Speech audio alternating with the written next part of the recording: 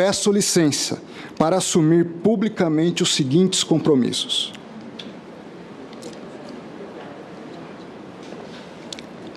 Em primeiro lugar, me comprometo com a democracia e a defesa do Estado democrático de direito. A democracia representa uma das maiores conquistas da humanidade. Seja a partir da construção histórica na Inglaterra, seja a partir das revoluções liberais na França e nos Estados Unidos no século XVIII. O regime democrático tem sido fundamental para se garantir o pluralismo político, bem como a dignidade da pessoa humana e a convivência harmoniosa de todos os cidadãos. Assim, reafirmo meu irrestrito compromisso com o Estado democrático de direito, conforme expresso desde o preâmbulo da nossa Constituição. Dentro dessa perspectiva, inclui-se o compromisso de respeitar as instituições democráticas, em especial a independência e a harmonia entre os poderes da República. Esse preceito constitucional está inserido dentro do sistema de freios e contrapesos, próprios ao Estado democrático de direito. Nesse sentido, entendo que o Poder Judiciário deve atuar como agente pacificador dos conflitos sociais e garantidor da legítima atuação dos demais poderes, sem ativismos ou interferências indevidas nesses. Penso que a automoderação do Judiciário é corolário lógico do próprio princípio democrático. Desse modo, afirmo meu compromisso em respeitar as decisões e as ações, tanto do Poder Legislativo como do Poder Executivo, sempre que adotadas no exercício regular das suas atribuições e conformes à Constituição. Em segundo lugar, me comprometo com o Estado laico, considerando discussões havidas em função de minha condição religiosa. Faz-se importante ressaltar a minha defesa do Estado laico. A Igreja Presbiteriana, a qual pertenço, uma das diversas igrejas evangélicas de nosso país, nasceu no contexto da Reforma Protestante, tendo como uma de suas marcas justamente a defesa da separação entre Igreja e Estado. A laicidade é a neutralidade, a não perseguição e a não concessão de privilégios por parte do Estado em relação a um credo específico ou a um grupo determinado de pessoas em função de sua condição religiosa. Significa garantir a liberdade religiosa de todos os cidadãos, inclusive daqueles que optam por não ter religião. Assim, ainda que eu seja genuinamente evangélico, entendo não haver espaço para a manifestação pública religiosa durante as sessões do Supremo Tribunal Federal. Nesse contexto, também conseguindo que a Constituição é e deve ser o fundamento para qualquer decisão por parte de um ministro do Supremo. Como tenho dito quanto a mim mesmo, na vida a Bíblia, no Supremo a Constituição. Portanto, na Suprema Corte, defenderei a laicidade estatal e a liberdade religiosa de todo o cidadão, inclusive dos que não professam qualquer crença. Logicamente, caso vossas excelências venham a dar-me seus votos de confiança para vir a integrar o tribunal. Em terceiro lugar, assumo compromisso com a justiça. Considero a justiça o mais sublime valor do Estado democrático de direito. Por isso, apesar da minha falibilidade humana, buscarei contribuir com o aperfeiçoamento do Estado democrático de direito e do sistema de justiça como um todo. Dentro dessa perspectiva, requisito fundamental para a justa aplicação da lei é a imparcialidade do julgador. Daí meu compromisso irrestrito com a imparcialidade. Defendo uma imparcialidade qualificada, que é a capacidade de ouvir as partes interessadas, colocando-se em suas respectivas posições. para só então poder decidir com base nas melhores razões jurídicas à luz do texto constitucional.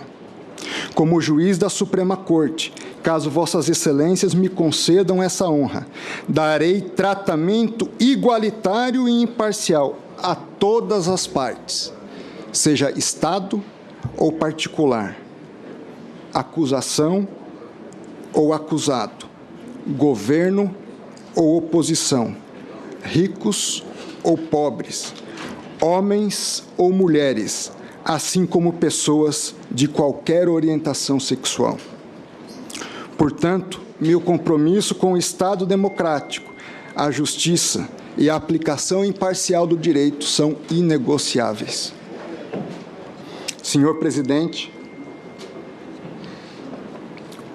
senhora relatora, senhoras e senhores senadores, ao longo desse processo de indicação, tive a oportunidade singular, com muito respeito e transparência, dirigir-me a Vossas Excelências para me apresentar e expor algumas de minhas visões de mundo, convicções, certezas e, por que não dizer, também as minhas incertezas.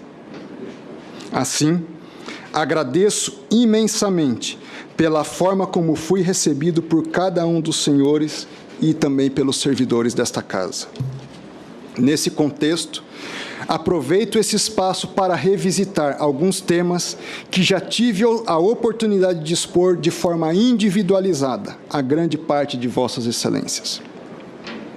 Primeiramente, considero que, em boa hora, o Congresso Nacional aprovou o texto que revogou a Lei de Segurança Nacional.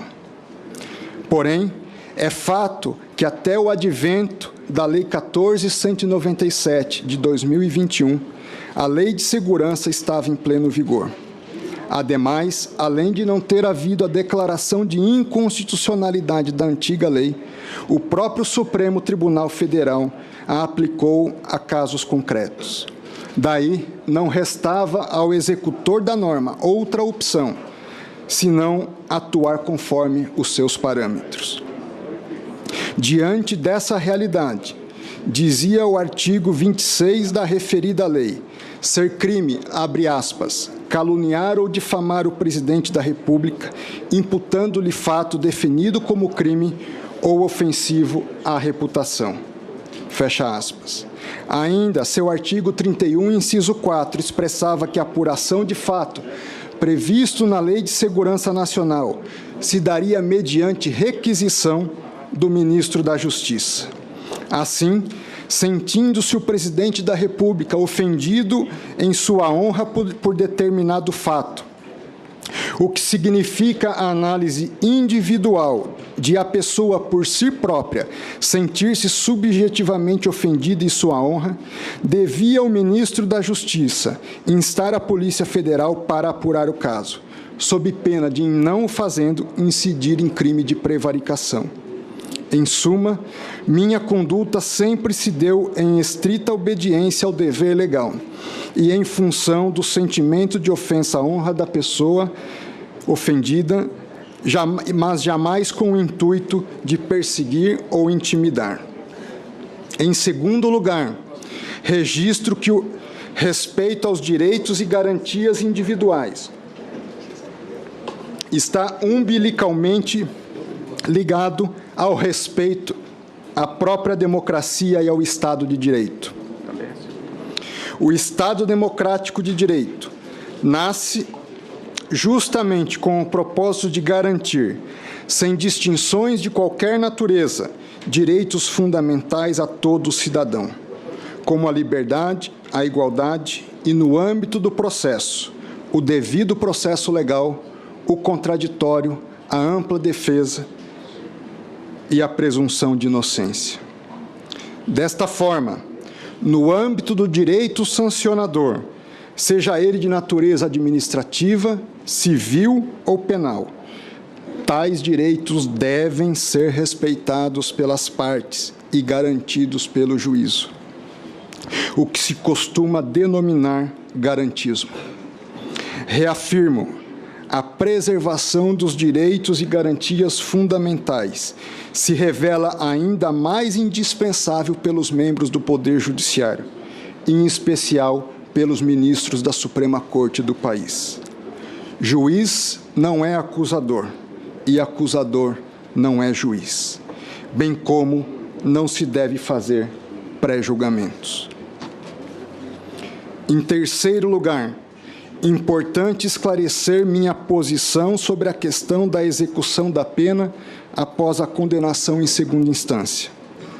A esse respeito, quando do julgamento das ações declaratórias de constitucionalidade números 43, 44 e 54, defendi a possibilidade da execução da pena após a condenação em segunda instância.